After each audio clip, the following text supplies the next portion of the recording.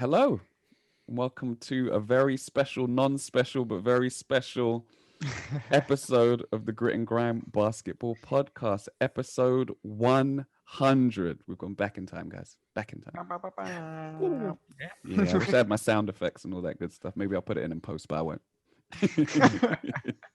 No time for that.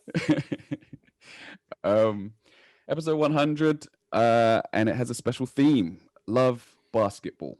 I don't know if I told you guys this, but I received some feedback from a person who's very important to me. A potential guest was going to come on the podcast, JD Dyer, and we couldn't make our schedules work, with how busy I am.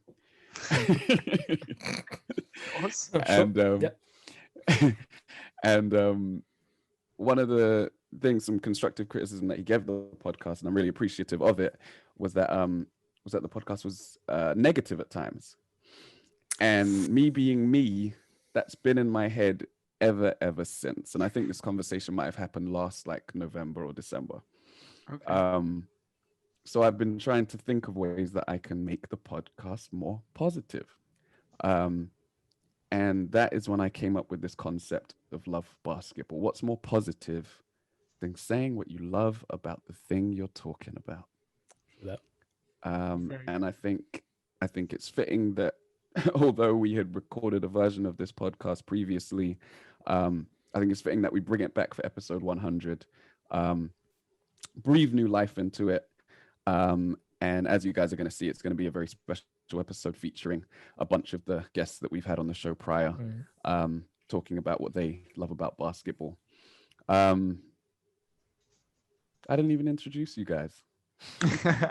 That's negative. Big negative. I'm your host, David Sago. Thomas Arnold. Say my name. Mike Downey. All right. We're all lovers of basketball. So I'm glad you said of basketball left. Snip it. Take it. With that candle in the background, Tom, you putting the fella in the mood, the mood lighting. Yeah. Anyway, just love the way it shines off your back.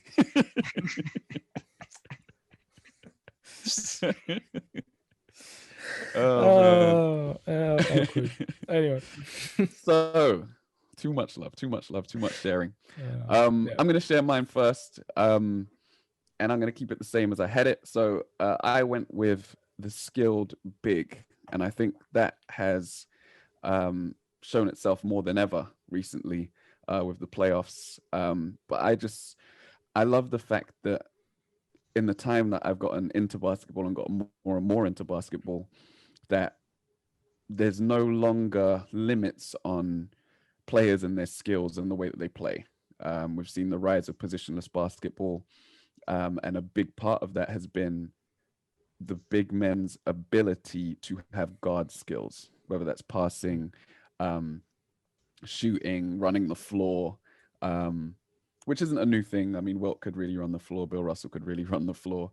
But yeah, passing, shooting ability, handling the ball, and their ability to make decisions. And we've seen, we've had bigs over the years, but someone like Kevin Garnett, who could stretch the floor out to long two range. I think if he was around today, he would be a 3-point shooting big. We saw Chris Bosh develop his game, become a 3-point shooter, and that helped Miami win a championship. And then over the years, it's gotten more and more extreme to where you're seeing players like Brook Lopez, who were beasts in the paint, in the post, with their post moves, now stretching it out and shooting deep threes. A guy like Paul Zingis, who, had he have not been ejected from game one and maybe been healthy for the rest of round one, who knows what happens in that matchup. But he's 7'3", and he's shooting it from so deep, like his range is damn near limitless. You have guys like that, and then at the top end, you have Anthony Davis, who's just won a championship shooting 40% from 3-point range. He was a point guard who grew 6-7 inches in one summer and took those guard skills with him. and then probably the most guard skilled of them all, Nikola Jokic, arguably the best passing big of all time, with respect to Sabonis and the Chris Webbers of this world. I was gonna say, Yeah, Nikola Jokic just passing the ball like it's nothing, like he's a point guard, and being the focal point of that offense in a way that no big has in the past, I don't think. And it's just beautiful. It's beautiful to see. It opens up the game, and it allows for offenses to become even more irresistible to watch, and even more potent, even more effective. And that's a big reason why I love today's game. Yeah, I think it's what you were saying at the start there, that it's a limitless. It's not boxing people in, and it might have been that way previously, but it's the ability that to have people to just not sort of be labeled as a big guy, so therefore you do this. It's great to see that, for sure. Yeah. Did you shoot a million threes? Did you mention Dirk Nowitzki? I didn't mention Dirk. I didn't mention Dirk. I didn't. But yeah, good shout. Go ahead. Speak on it. No, speak on it. No, it's just I'm just trying to remember like all those big, massive guys that can kind of do it all. I mean, Dirk wasn't really like Jokic, where he was bringing up the ball. Jokic is literally a point guard at this point. It's quite funny to see. But I think it's very interesting how I think more than the big guys being able to do it all now, I think the NBA has evolved, like you said, past position, like set positions. I think in Europe it's still pretty much the set that still in those sort of understanding of basketball where there's a point guard, there's a 2, there's a 3, there's a 4, and there's a 5. And the NBA, this doesn't really happen anymore, which makes the game's interesting. Trying to analyze that is quite sometimes mind-boggling, but I think it's all for the best. I think it's I don't see it as a bad thing. I think it's trying to come up with new tactics and new ways of winning at the end of it. But I do love the fact that big guys are not now, like you said, boxed into stand under the basket and just grab a rebound, and if you can put it back in, that's it. That's awesome. That's great. Or I kind of part of when you said that, I'm kind of thinking about, I wonder how, for example, Shaq, how would he be now? Like, imagine he's coming into the NBA now or a couple of years ago, and he's getting to his prime. Dominate. He will dominate, but it would be like, would they make him shoot threes, for example? Like, do you remember in All-Star games, he used to bring the ball up, so he's not like he can dribble.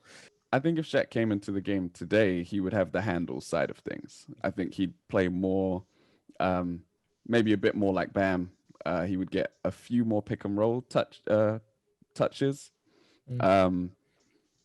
The back to the basket stuff he would still do, just because he's so physical and so strong.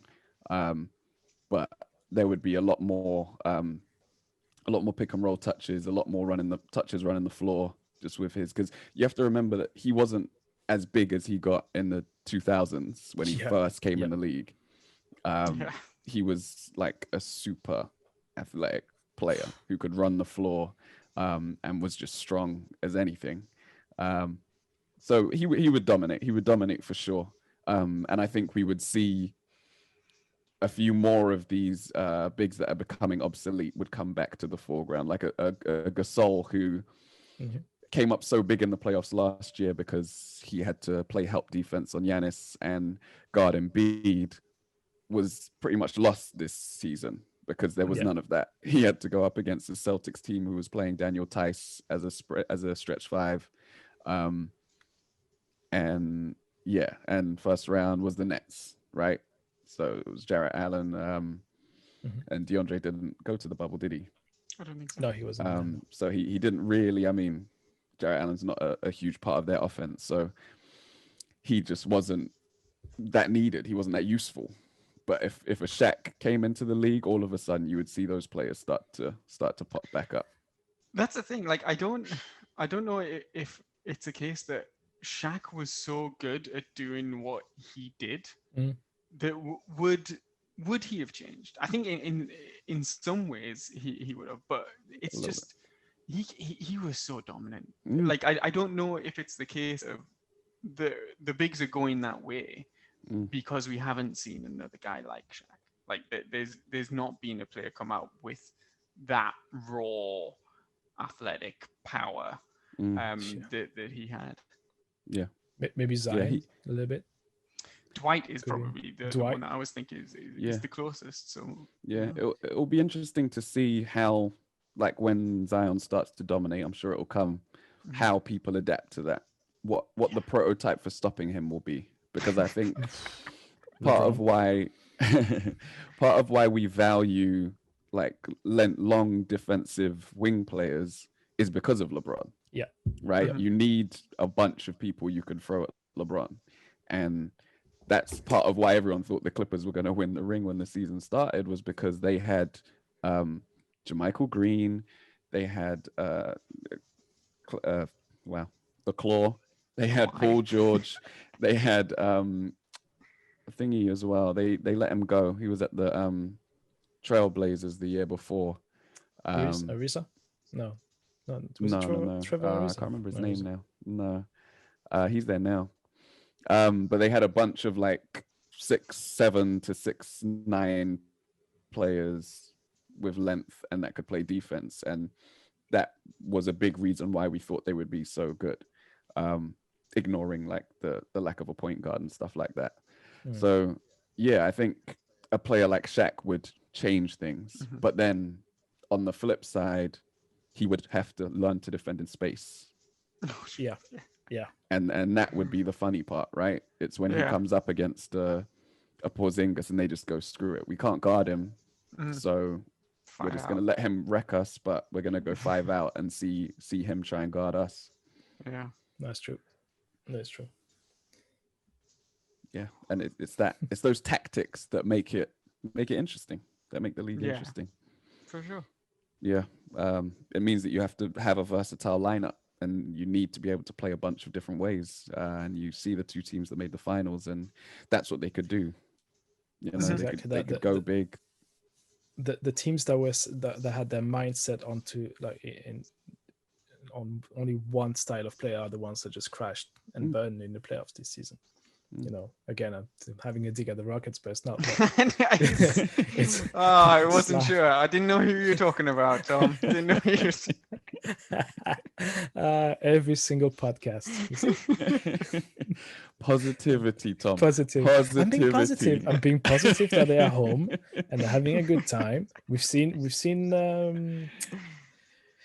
I forgot his name. Harden on the beach sipping pina colada. That's positive, man. He's having a good time.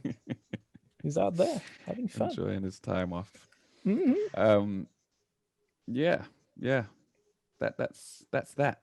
Who wants to go next? Go on, Mike.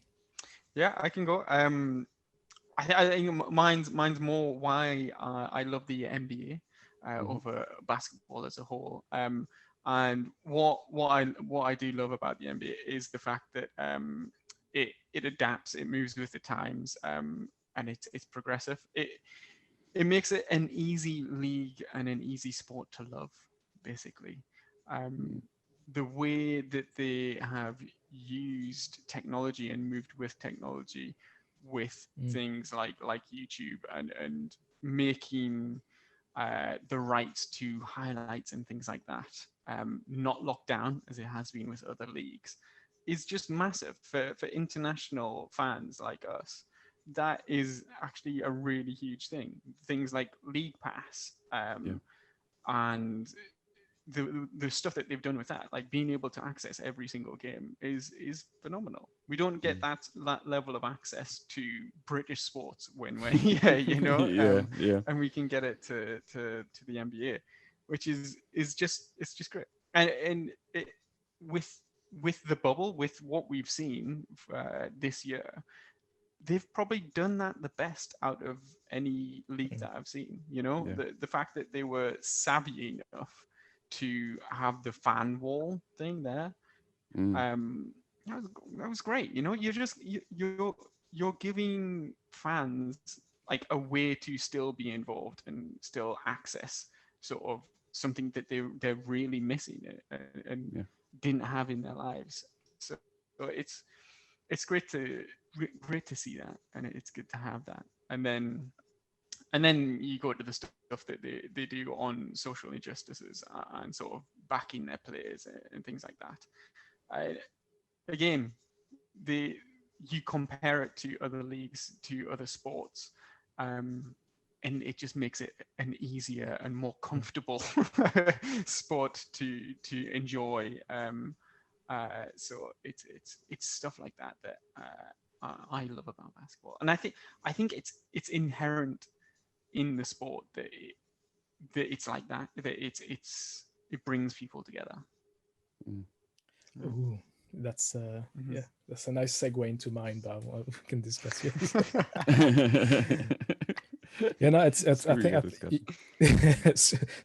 I don't want to talk about it. Just talk about me. No, I think you're right. The thing is, it's also helped, but the fact that they've taken the right decisions in terms of online presence and technologies is like it's held by the fact that the NBA has been run for the last 30 years by great. I was going to say owners, but not owners. Commissioners. Well, commissioners. That's the word I Mm. was looking for. I was going to say CEO, but again, so like the last two commissioners, well, Silver and what's David his face? Stern. Stern. Wow, I Mm. forgot everyone's name today. Blinking.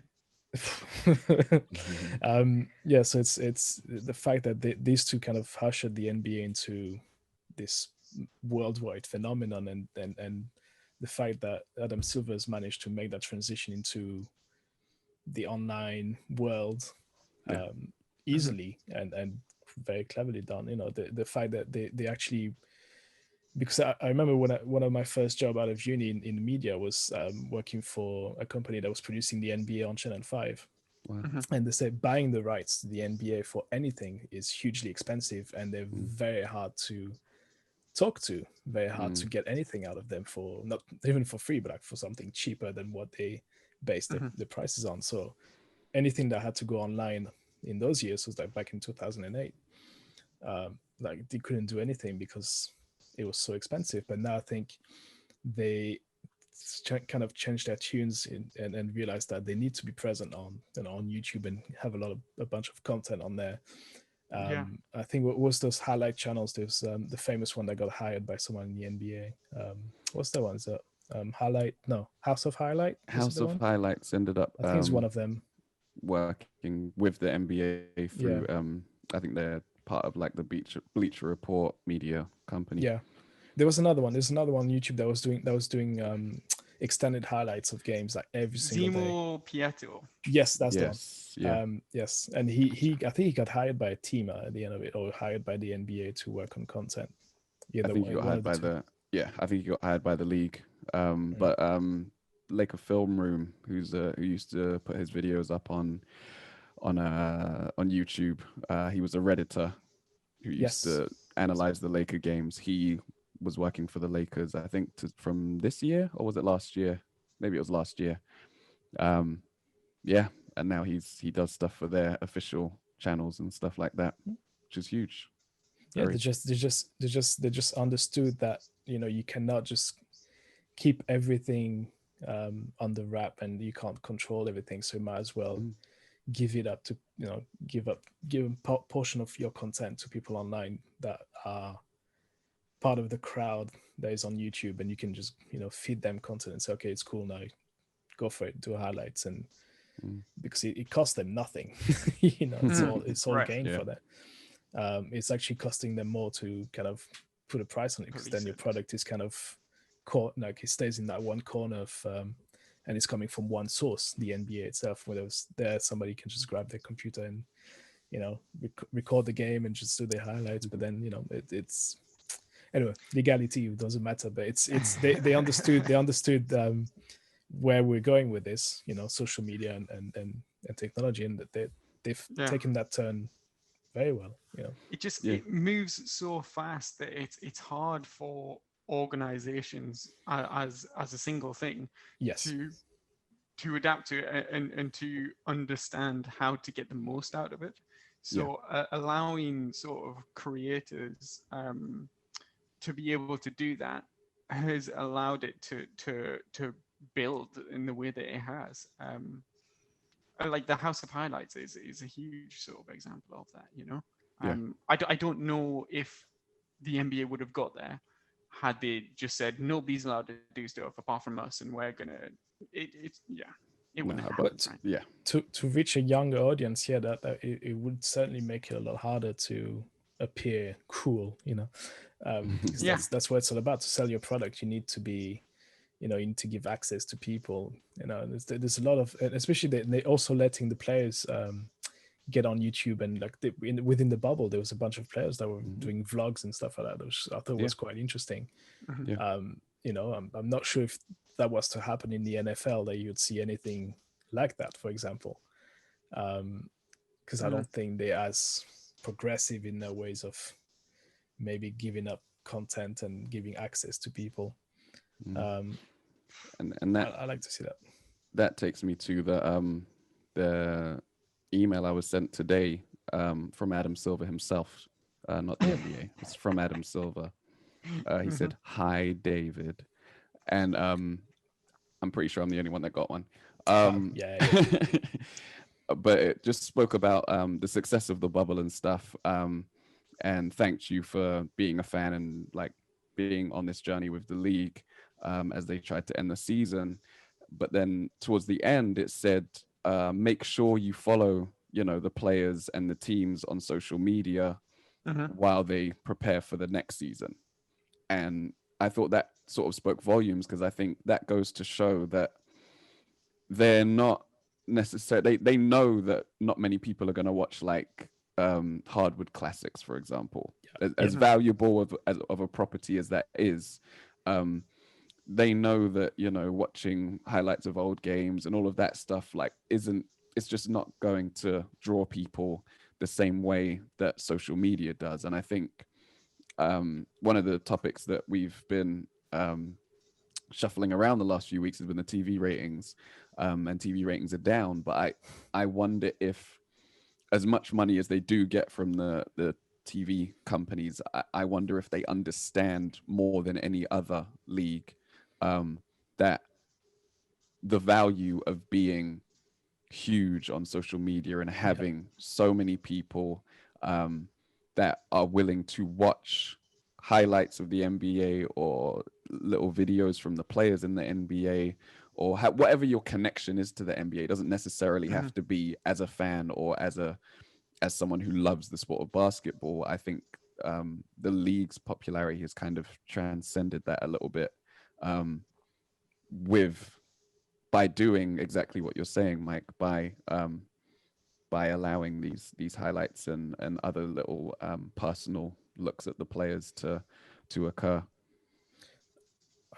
There's one thing I was thinking about it when you were talking about technology, is also because it goes hand in hand with the way you sell your product and the looks of it.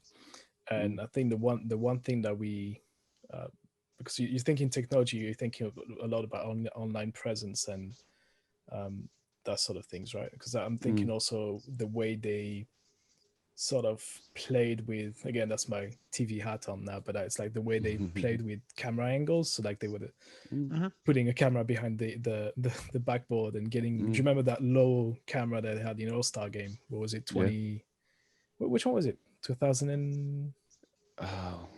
I can't remember. The Kobe was there, and they had that super low, like on the floor camera that was just tracking players. That was this beautiful shot, and you know, again, that's why the NBA is great in that sense, is that they know how to try new things. They're not scared of trying new things in terms of technology, in terms of producing their content.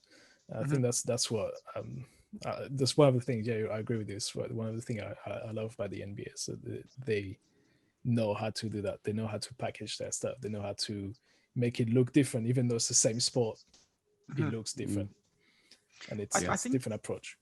I think it speaks to not only them being smart and savvy, but they listen to their players and they listen to the fans, and it's just it's just that sort of slight respect that you can feel that they have for the people that are involved, and not just for the owners and for making money. It's always going to be about making money, and Sure. like, you can't escape that, and there are many things that they could probably do better, but you can see that there is some input from other people. Oh, it's such a good segue into mine again. God, That's it. doing Use it. Take it Use away. it. We're Take it here. away.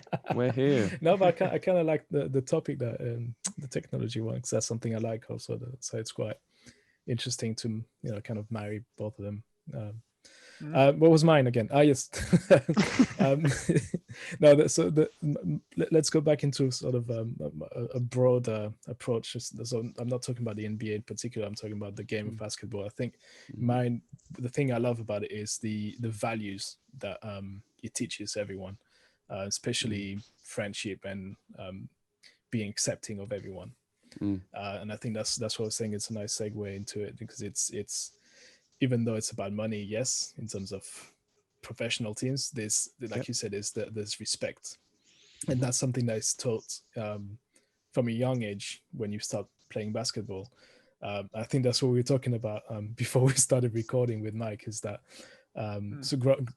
going back into when I was a kid, between the age of I think 6 to 13, I used to play football or soccer for American friends, listeners. Football is fun. Football is fun. So I used to play football for about 7 years, and there's never been from what I can remember, there's never a moment where I felt like there was a team spirit.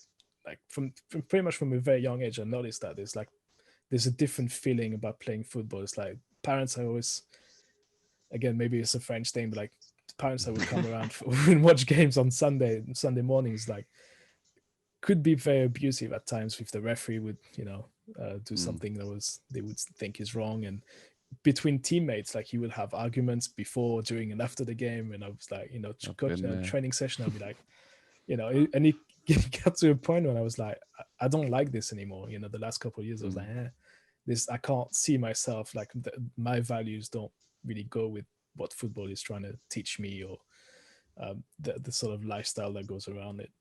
And then I switched to basketball when I was 13, thanks to a friend of mine who was like, hey, let's go play basketball. I was like, okay, sure. Don't know anything about it. The only thing I knew is that from my hometown, there was a professional team that was literally across the street to where I lived. Wow. So I went to a few games, quite a few games.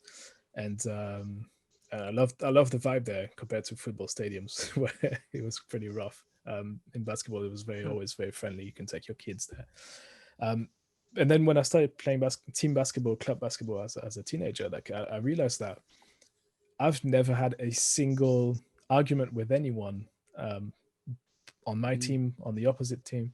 Like, you're taught as a young kid to respect the referees. Like, if you make a foul, raise your hand and say, yeah, and also that you're part of a smaller team. Like, there's 10 players at the time. It was 10. So like your role is very important to the rest of the teams, and you have to be both able to contribute in some ways, but also be a team player.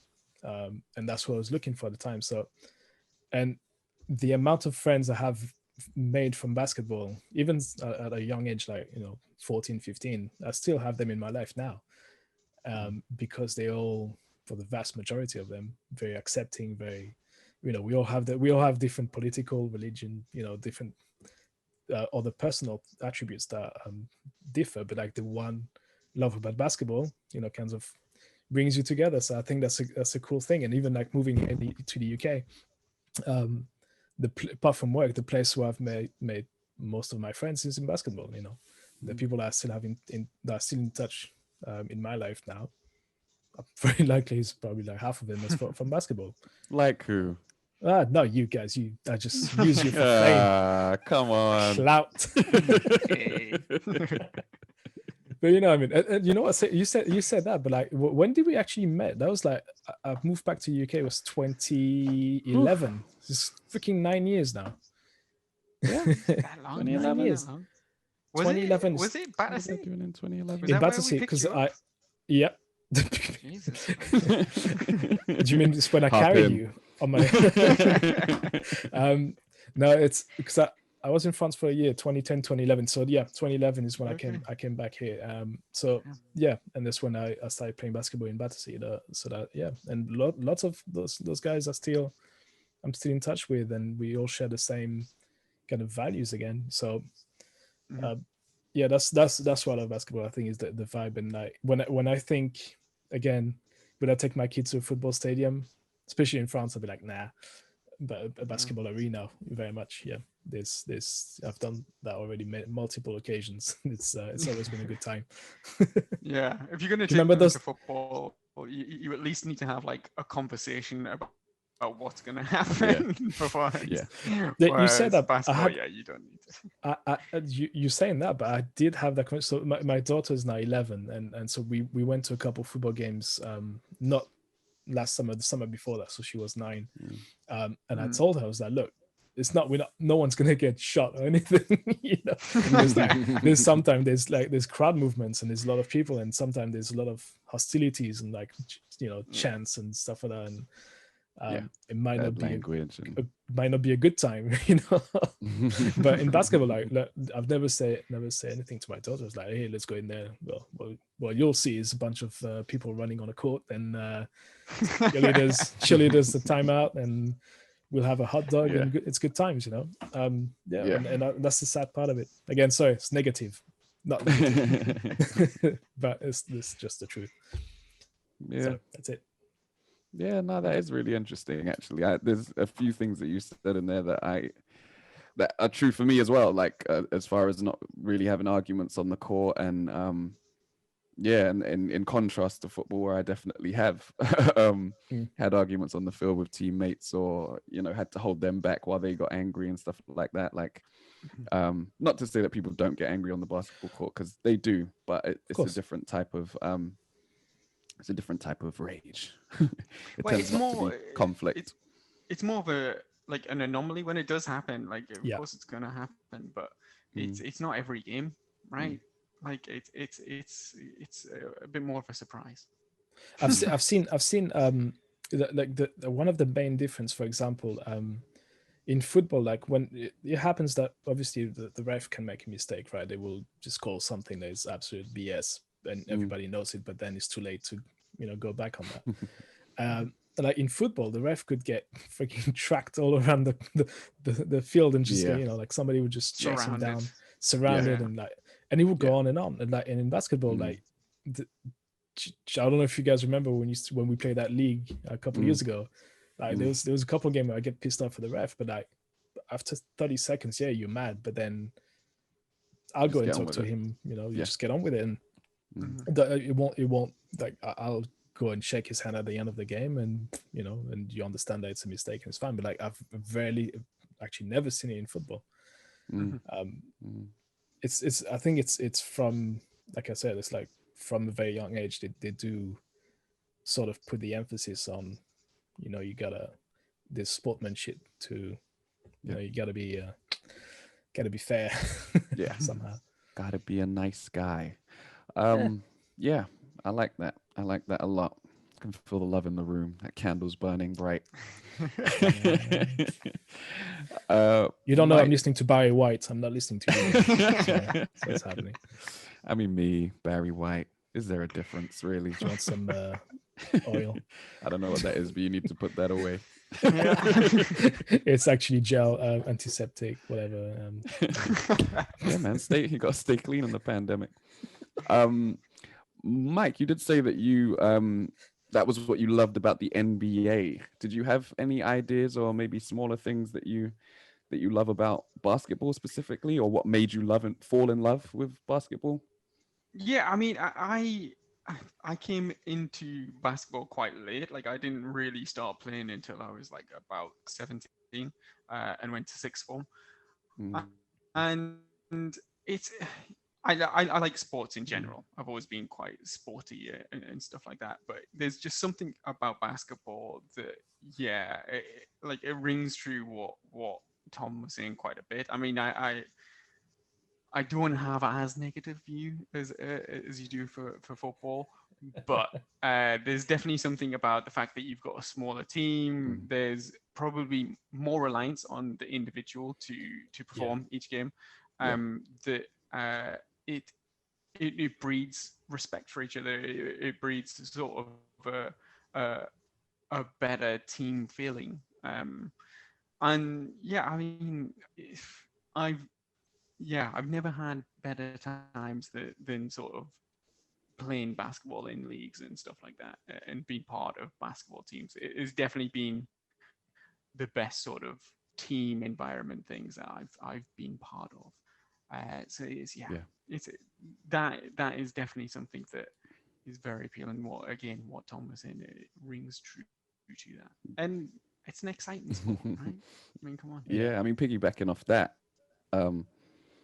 one of the reasons it is exciting, and man, do I love skills, but the fact that you can pick up a basketball and go and get better on your own. Right. Like it's really difficult to do that with football. Yeah. And a lot of other sports. Like I don't know if people just go to the field with a rugby ball on their own, unless you're kicking. Try and do that with tennis, you know. Right. Tennis is difficult, right? You can hit it against the wall, but that's about it. Like with basketball, you can go, even if there isn't a hoop. Like there's been times where there was a couple of times at university where I felt a bit low and I'd literally picked up my ball at 11, 12, 1 a.m. in the morning, and I would just go and dribble around campus. Really? That late? Yeah. What about security? They didn't say shit. Because seriously, you'd be driving me mad. Saw them. They play with the you. One sober person on campus. They were happy. Is he drunk? No. Okay, let him. Just let him.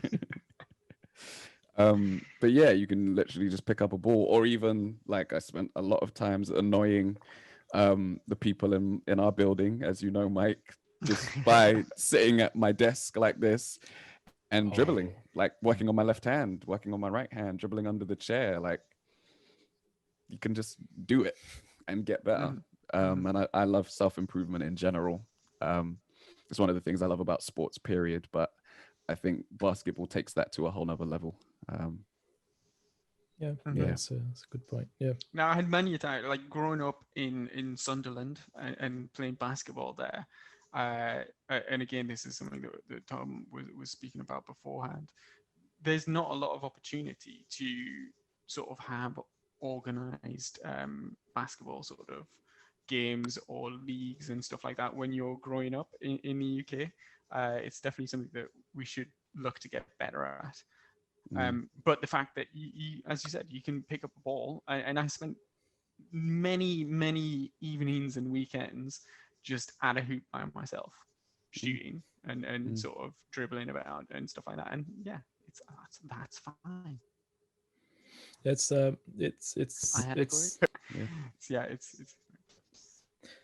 something that should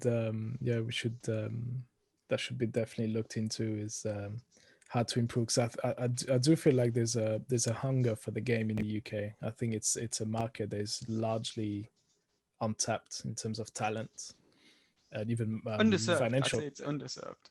Sure. It's hugely underserved, yeah. You know, and I would love it, because it's the professional basketball players coming from the UK. That I remember again growing up, and I was like, when we used to play in Europe and we played London and stuff like that, you just go in the game and go like, British people playing basketball, easy. But from what I've seen, it's this huge kind of like a massive pool of talent in the UK, and I want to see that being exploited at some point. I think there's a culture that is there now in the UK, and it's definitely, I think it's now ripe, and it's ready to grow, I think, even bigger. And that's why I wish that government would invest a little bit more time and money. I know money is tight, but time and money into the sports, and especially basketball. That'll be excellent to see. Do you remember when we used to play at the Regal, the Nike Regal?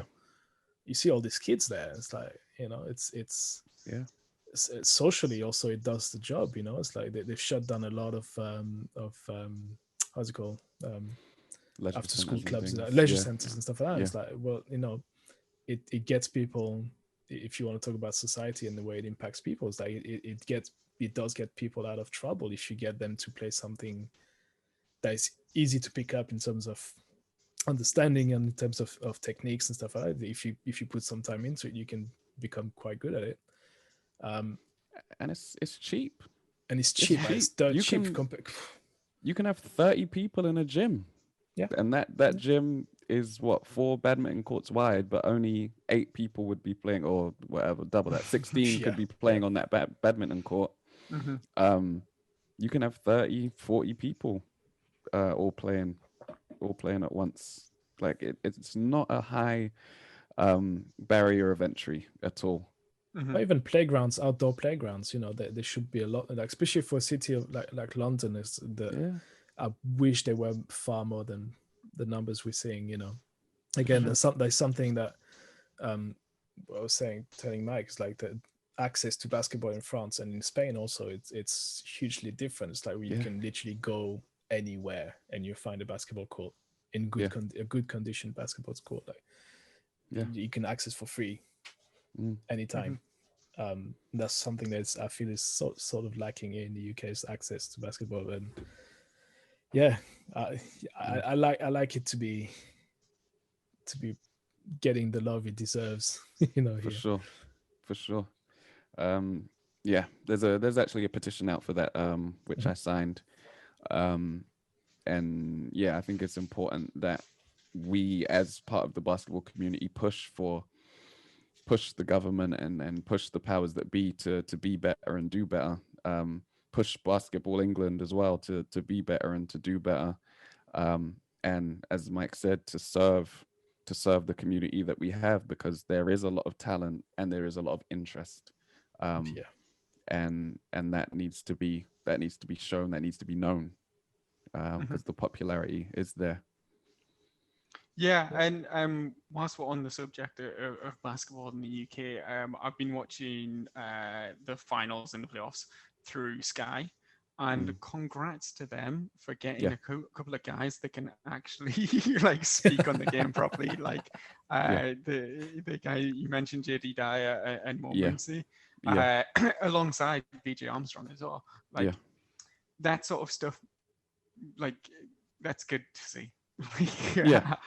It's good when they're presenting it anyway and stuff like that, but having football commentators and stuff like that, it's noticeable when you've got guys that like are truly into the culture and into the sport. It makes a much better viewing experience. For sure. Big shout out to them. We used to have that again in the 90s in France, when there used to be basketball on the equivalent of BBC or ITV. So on a Sunday afternoon at 3, you have a basketball game there. But then they used to get those guys that knew more about athletics. It's like freaking badminton commentators, and it's like, let me get the names. You're like, you're murdering it. Stop it. Yeah, it's a big deception. Yeah, but So big shout out to Sky if they managed to get people that know what they're talking about. Yeah, it's quite cool. Yeah, for sure. And I think on that note, we can check out. So at this point, we will reel off a list of contributors who have chimed in, our prior guests who have chimed in with their the things that they love about basketball. So I hope you listen to those and enjoy those. There's some excellent ideas put forward. And at this point, I also want to encourage any fans of the show to, I was going to say write in like it was 1995. P.O. Box. Back of a postcard. P.O. Box. So old school. No, send us your videos over social media at Grit and Grime Pod on Instagram and Twitter, or Facebook if you're that way inclined. Send them through, and we'll share those with the rest of the community. And I think that would be a really nice way for us to not only celebrate our 100th episode, but celebrate our love for basketball with you guys who listen, who tune in. You're the reason we keep doing it. It'd be great to hear and see some of you. So that would be great. At Grit and Grime Pod. and we'll be sharing those over the next few weeks on our platform. 100 episodes, yeah. Thank you so much for asking me to be a part of this fantastic episode, and what an achievement. And I'm glad that you guys are still killing it, still going. And you've asked the question, what is our favorite thing about basketball? And for me, there's a plethora of things, from free education, from traveling, but for me, I think it's the friendships and the sisterhoods that I have met through, playing 10 years Great Britain, playing 6 years pro. Some of the women that I have met on the way are still my good friends to this day, have supported me, and really a part of the rest of my life. So for me, it's the friendships and the long-lived sisterhoods. But basketball as itself, I always have a love for it. I try to stay in the game, watching NBA finals, WNBA finals, all of my old teammates in, Europe. So yeah, for me, love basketball, always will. And thank you so much for asking me to be part of a 100 episode. Woo, woo. What I love most about basketball is the nail-biting game sevens, the soul-crushing chase-down blocks, the insane feats of athleticism, and the pure passion. There's no other sport like it in the world. What's going on, people? Nathan Caton here. So, one thing I love about basketball, it might sound kind of soppy, kind of corny, but it's my opinion. One thing I love about basketball is just how it brings people together. It breaks down barriers. It unites people in a way that a lot of things in the world can't. Doesn't matter like your religion, your background, whatever. Once you looked into that game, it's like you're all in the same lane. Like I remember last year, I'd been in Toronto for round one. So game one, I was outside Scotiabank in Jurassic Park, watching it on the big screen. Game two, I was in Scotiabank, and on both occasions, I remember every time we made a good play, hit a big shot, just randomly high-fiving or hugging people around me that weren't my girlfriend. And it's it didn't matter that we didn't know each other. It's we were on the same page. We were all part of that same Raptor family, speaking the same universal Raptor language. And yeah, that's just that atmosphere and that unity. That's what I love about basketball. Well, it's one of the things, but that's the one thing that springs to mind. Is how it brings people together through the emotions and the elation and the joy, and at times through the heartbreak. But yeah, I love how basketball brings people together. That's one thing I love about it. Cool. What do I love about basketball? God, that's a big question. There's there's playing it myself, and there's playing it myself and seeing how little I know compared to professional NBA players. So when you watch them do small things, so say James Harden, you'll see him in a lot of offensive plays will pull his defender towards him very slightly, and it's not really technically called an offensive foul, but I feel like it should be. But little things like that really interest me.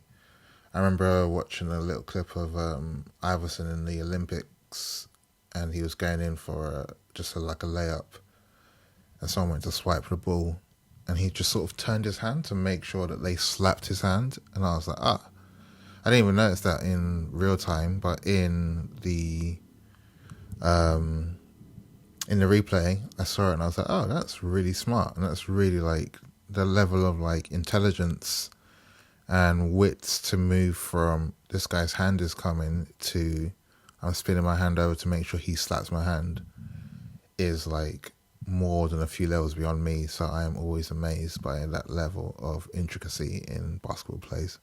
So I think that's probably what I love more than anything else, even more than probably the big, huge championship moments. It's just seeing how smart the game is and how smart you have to be to play the game and play it well. So yeah, I think that's probably it. Hope you enjoyed those clips. Shout out to everyone who contributed I'm not going to name all the names because I don't yet know how many of you sent your videos in, but we love you all just as much as we love basketball. Really, really, really appreciate you guys taking the time to send those messages. And yeah, we're going to keep doing this to 100 more. Indeed. Yeah, and before we go, like, congrats to you guys, my fellow Wow. hosts. Wow. Oh, yeah. And everybody that's contributed to the podcast. Like, getting to 200 thing is an achievement. So well done, guys. Thank Yes, you. indeed. A lot of hard work and a Thank lot you. of time dedicated to this. And on that note, I want to shout out our prior hosts who have now left the show. Aaron Barrientos, one of the founding members, has now left the show. And also IOBAB, who was a big part of the show, contributing to a lot of our social media, spreading the word about the podcast all over the UK and beyond. So shout out to them. Been huge contributors that helped us get to where we are and where we're going as well, because their contributions won't be lost in the future. So yeah, man, love.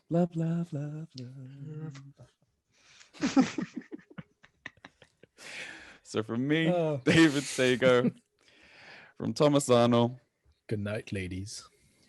and Mike Downey. Good night, everyone. But ladies, mainly. Candles got you real warm. It's too warm. We're out of here. Cheers, guys.